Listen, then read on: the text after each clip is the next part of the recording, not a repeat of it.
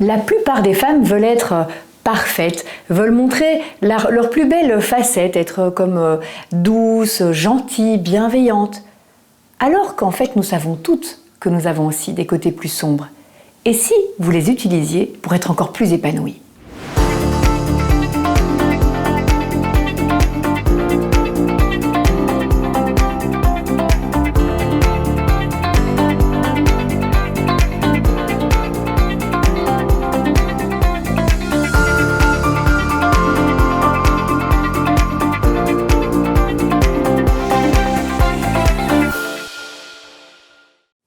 Bonjour, je suis Julie Duchemin, coach de vie, sexologue universitaire et j'aide les femmes à s'épanouir.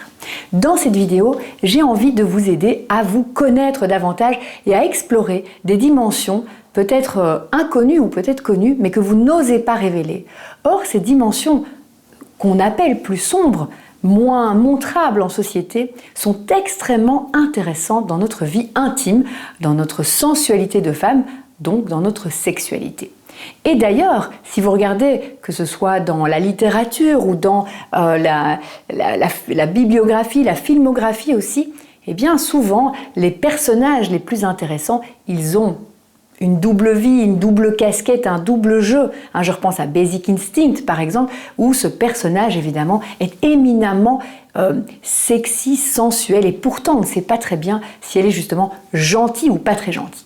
Et vous, faites un peu votre bilan. Est-ce que vous avez plutôt tendance à être gentil, bien sous tous les rapports? Et est-ce que vous voulez toujours montrer le meilleur de vous? Eh bien, en fait, à terme, ça devient un peu ennuyant d'avoir quelqu'un qui est tout le temps parfait, qui fait tout bien.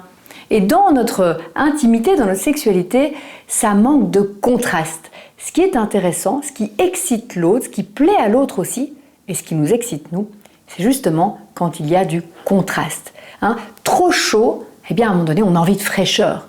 Trop doux, on a envie d'un peu de piment, un petit peu de force, de vivance. Alors, comment est-ce que vous pourriez, à partir d'aujourd'hui, aller chercher les parties plus piquantes en vous, mais non pas pour piquer l'autre méchamment, parce que qu'est-ce qui se passe souvent? Quand on veut être parfaite, quand on veut être tout le temps gentil, et qu'on sent en nous des émotions plus sombres, plus fortes aussi, on va les taire, on va tenir bon. Et puis à un moment donné, ça va exploser. Ça va exploser en colère, en ressentiment, en reproche, en conflit, en dispute. Et c'est ça la femme épanouie que vous voulez être? Vous pensez que c'est ça que votre homme ou le futur partenaire de votre vie, il a envie de voir? Une femme un peu sorcière, acariâtre, sèche? Non. Alors, faut-il pour autant se dire « Moi, je n'ai pas de colère, je n'ai pas de noirceur, je n'ai pas d'ombre, je suis tout le temps dans la lumière ». Non plus, sinon vous n'êtes pas humaine. Le doute, la peur, l'ambiguïté fait partie de nous. Alors moi, je vais vous expliquer comment les utiliser pour davantage de plaisir, de désir, et faire que vous allez devenir de plus en plus attirante, désirante aussi, et désirée. La première étape, c'est justement de reconnaître que ça fait partie de vous, de l'accepter et d'observer les moments où justement vous dites « Tiens là, il y a quelque chose un peu moins gentil en moi. Il y a une partie un peu plus égoïste aussi, un peu plus, moins politiquement correcte. » Vous voyez ce que je veux dire? Donc la première phase, c'est de l'accepter et la deuxième, c'est d'être créative.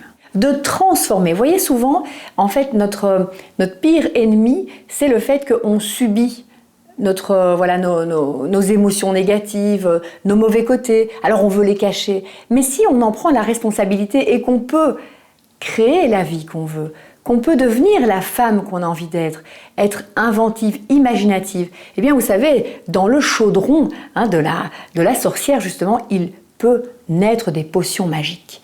Et si vous étiez magique, si vous aviez justement des talents, y compris au lit, parce que nos facettes sombres, nos facettes, j'allais dire, plus égoïstes, plus vampes aussi, eh bien elles peuvent beaucoup plaire dans l'intimité.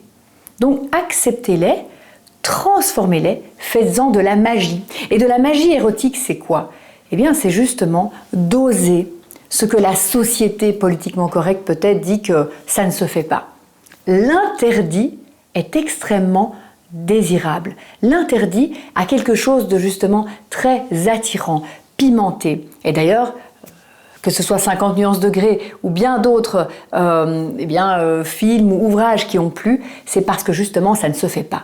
Alors je suis sûre qu'il y a au fond de vous ces facettes-là. Et que peut-être dans votre éducation, vous pensez dans les messages reçus, vous n'avez pas osé les explorer.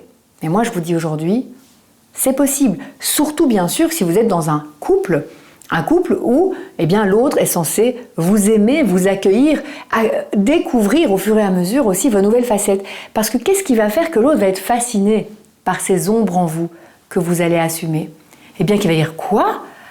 Je ne savais pas que ma partenaire, elle pouvait aussi vivre ce genre de moments, cette sensualité, s'habiller avec des nouvelles tenues, oser de nouvelles postures, de nouvelles pratiques. » Et vous allez du coup émerveiller votre partenaire et vous émerveiller vous-même. Parce que je vais encore vous donner un petit secret. Allez, dans cette vidéo, je suis généreuse avec vous. En fait, les femmes, elles ne s'excitent pas tellement par ce que l'autre fait.